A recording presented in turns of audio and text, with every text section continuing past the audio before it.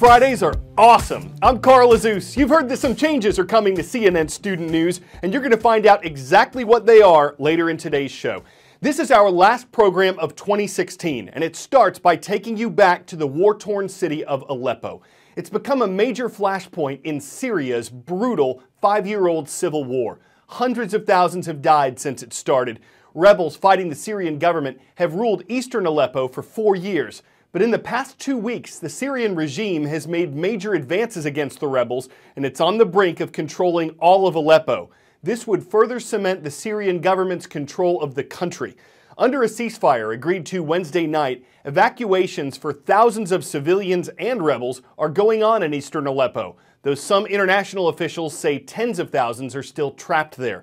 Some of the evacuees will have the chance to move to Turkey. Most will be leaving one war zone for another, traveling to part of a neighboring Syrian province that's currently controlled by rebels and that's most likely the Syrian regime's next target. As far as Aleppo goes, a UN advisor says it took 4,000 years to build the city and that one generation managed to tear it down in 4. Another international story we've been following concerns the secretive nation of North Korea. It's been a rival of South Korea and the U.S. since fighting stopped in the Korean War in 1953. North Korea's leader, Kim Jong-un, has spoken out repeatedly against the U.S., and his communist government has continued to develop nuclear weapons, even though the United Nations says that's illegal and has heavily penalized North Korea's economy to try to get the country to stop. So with a new American leader taking office in January, what can be expected between the U.S. and North Korea? We don't know where the Trump administration will place North Korean nukes on its list of priorities, but one thing is for sure, that in 7 or 8 years, North Korea has made leaps and bounds in terms of its nuclear capability, and I'm talking about nuclear weapons. What is most troubling for the United States is that North Korea is working on long-range intercontinental ballistic missiles that would be able to reach the United States and that would, once there's a miniaturized warhead, be able to carry a nuclear payload as far as the United States. This is an existential problem for the United States, unlike any other that exists in the world today. We went to see the North Korean plutonium processing plant, its only nuclear plant that was known to the world, back in 2008 at Yongbyon. It's taken me at least 9 years to get this visa. Where we saw there, under the Bush administration, efforts to close down that plant, to restrict their nuclear weapons and nuclear program. How many fuel rods are in the pond now?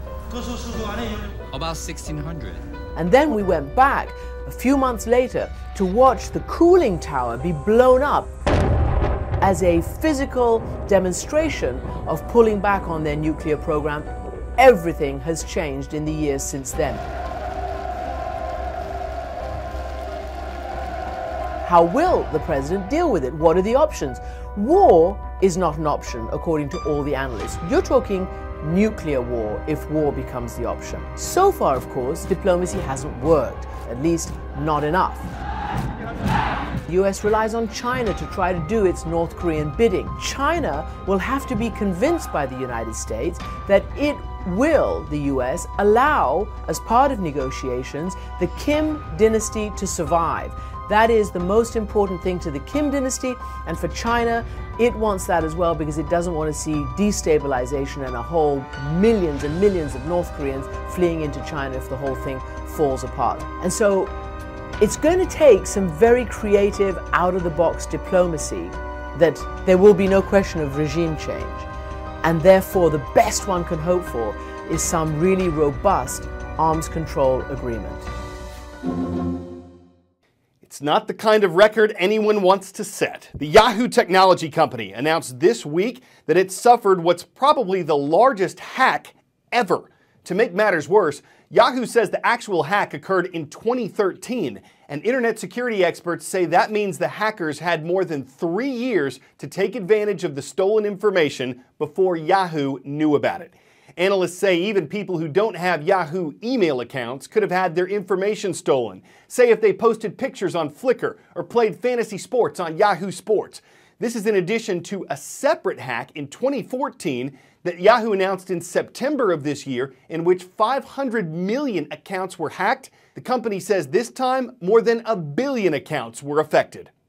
Let's just pause on that 1 billion number for a moment. That likely makes this the largest hack in the history of the internet. This breach dates back to 2013, and Yahoo believes an unauthorized third party, as they're calling it, stole user data that may have included names, email addresses, and passwords. This breach does not include credit card data or bank account information. Now, if you have a sigh of relief that financial information wasn't part of the hack, not so fast. Remember, you can change your credit card numbers, but you can't change information like your date of birth. You're likely not going to change your name, and hackers can use all that information to try and get in to your other online accounts. Now, affected users will likely be required to change their password, something that every user of Yahoo may want to do immediately instead of waiting for that notification. Now, this may put a question mark over Verizon's $4.8 billion deal to buy Yahoo. In a statement, Verizon says, "As we've said all along, we will continue to evaluate the situation. As Yahoo continues its investigation, we will review the impact of this new development before reaching any final conclusions. Even if the deal does go on, it could go for a much lower price."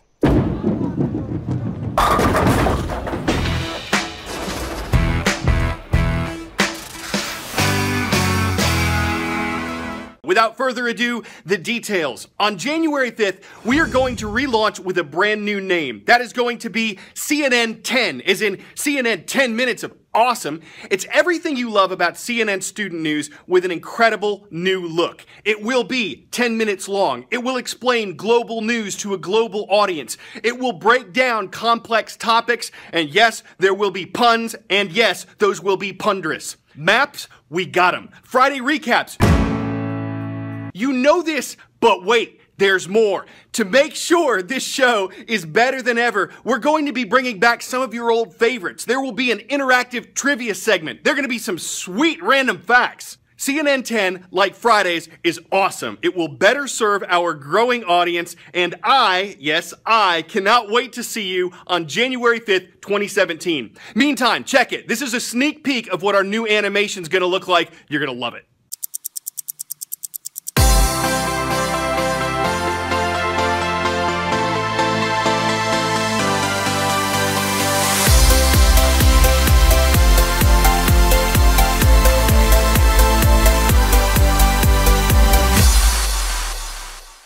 So on January 5th, you'll find CNN 10 the same way you found today's CNN Student News. The new show is still designed for you. If you're watching in a classroom, on the go, or overseas, if you want world events explained in 10 minutes, we're your international news source.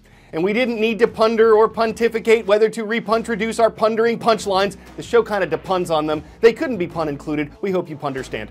I'm Carl Azus, wishing you the best of Christmas, a happy Hanukkah, happy holidays. Can't wait to see all y'all in 2017.